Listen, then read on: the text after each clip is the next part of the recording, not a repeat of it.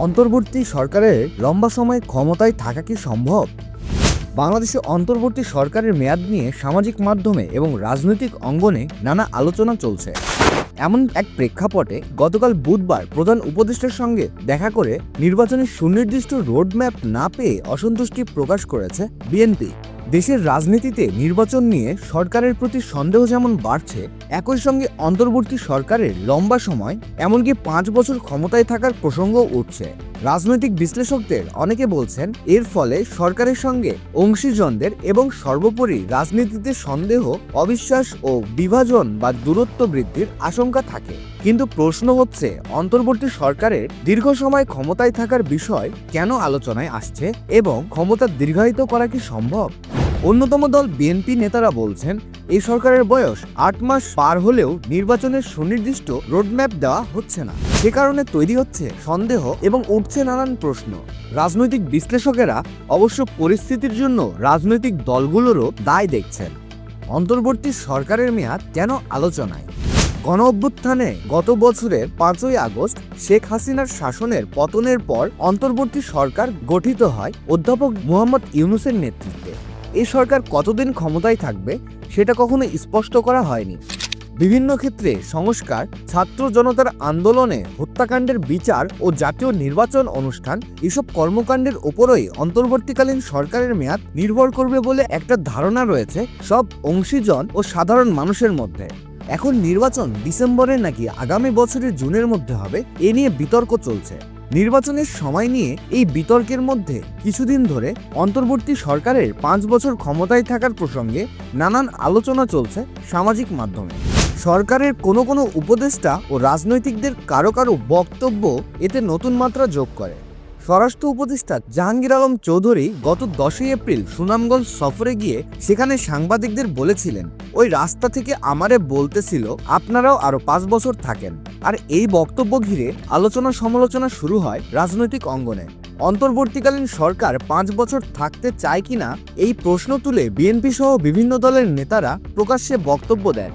বিএনপির স্থায়ী কমিটির সদস্য আমির খসরু মাহমুদ সম্প্রতি দলের বিভিন্ন অনুষ্ঠানে নির্বাচন প্রলম্বিত করার চেষ্টার অভিযোগ করেন। অন্তর্বর্তী সরকারকে ইঙ্গিত করে তিনি এও বলেন, দীর্ঘ সময় ক্ষমতায় থাকতে চাইলে নির্বাচিত হয়ে আসেন। অনির্বাচিত কাউকে দেশের মানুষ দীর্ঘ সময় মেনে নেবে না। নির্বাচিত অনির্বাচিত নিয়ে বিএনপি নেতাদের বক্তব্যের জবাবও আসে সরকারের একজন উপদেষ্টার কাছ থেকে। মৎস্য ও প্রাণী সম্পদ মন্ত্রণালয়ের উপদেষ্টা ফরিদা আক্তার গত 12ই এপ্রিল ঢাকার এক অনুষ্ঠানে বলেন, আমরা অনির্বাচিত এই কথা কে বলল? আমাদের তো ছাত্র জনতা, যারা নাকি এই পরিবর্তনটা এনে দিয়েছে, তারাই সরকার গঠন করেছে, তাদের দ্বারা নির্বাচিত আমরা। এসব বক্তব্য অন্তর্বর্তী সরকারের মেয়াদ নিয়ে বিতর্ক বা আলোচনা আরও বাড়িয়ে দেয়। যদিও আলোচনা সমালোচনার মুখে স্বরাষ্ট্র উপদেষ্টা বলেছেন, তিনি সরকারের 5 বছর ক্ষমতায় থাকার কথা বলেননি, জনগণ তাকে বলেছে। তিনি এই বক্তব্য দেওয়ার পরও বিতর্ক থামেনি।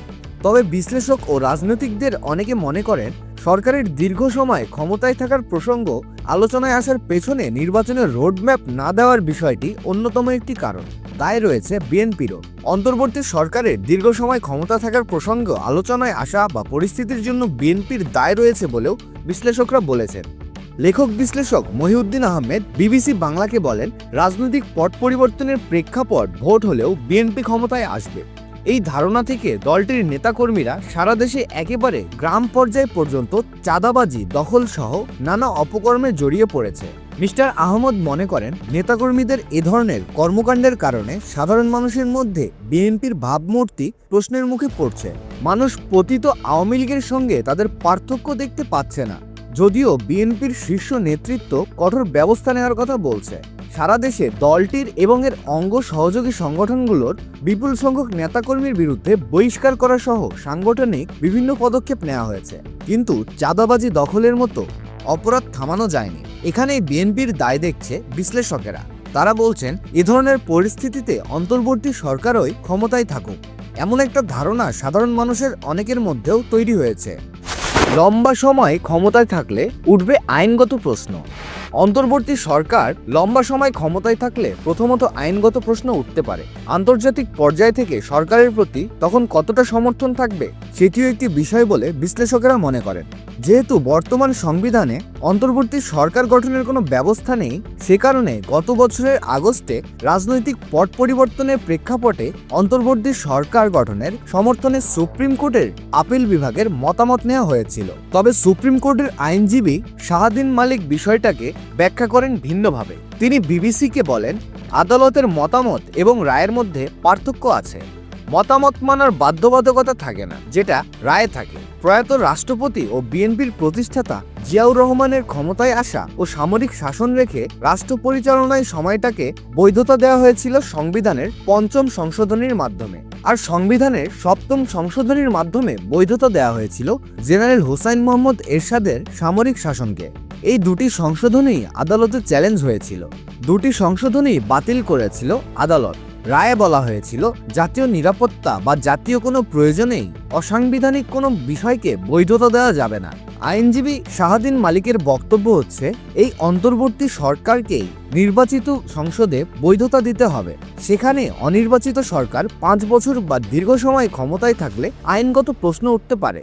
বৈধতার প্রশ্নের পাশাপাশি আন্তর্জাতিক পর্যায় থেকেও সমস্যার সৃষ্টি হতে পারে। একটি অনির্বাচিত সরকার নির্বাচন দিয়ে দীর্ঘ সময় থাকলে এই সরকার আন্তর্জাতিক সম্প্রদায়, বিশেষ করে পশ্চিমা দেশগুলোর কাছে গ্রহণযোগ্যতা হারাবে বলে বিশ্লেষকরা মনে করেন।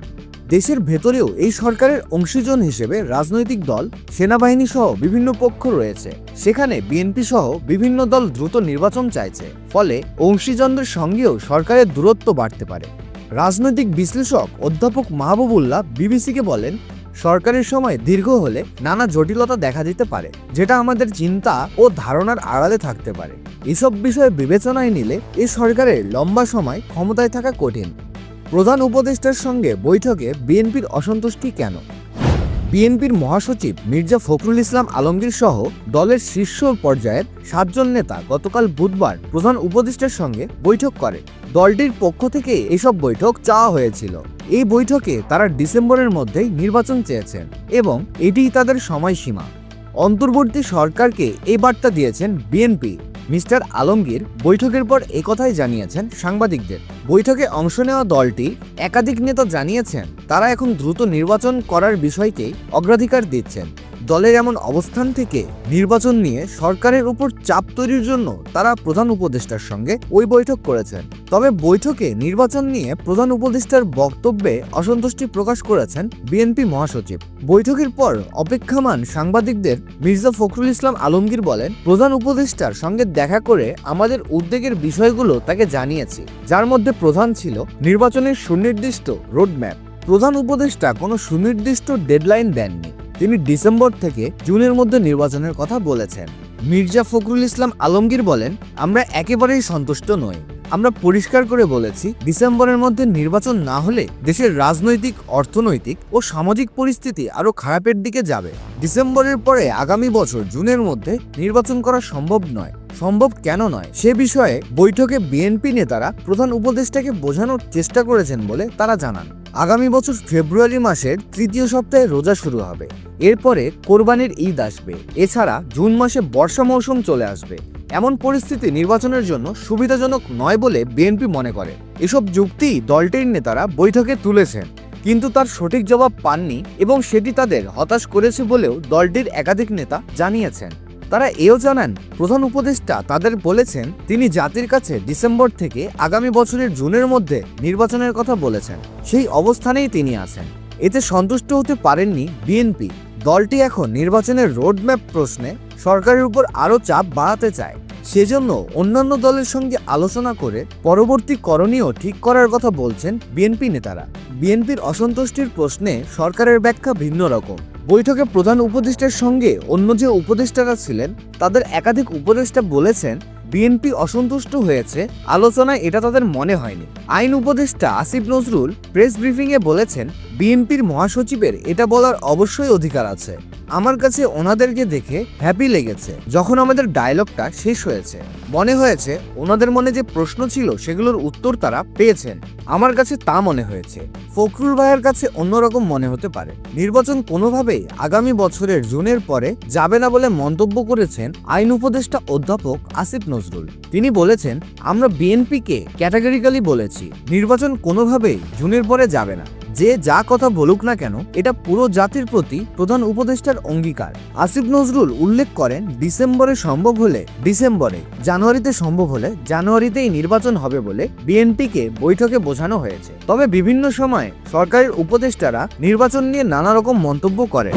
এনসিপি, জামায়াত সহ অন্য দলগুলোর অবস্থান কি?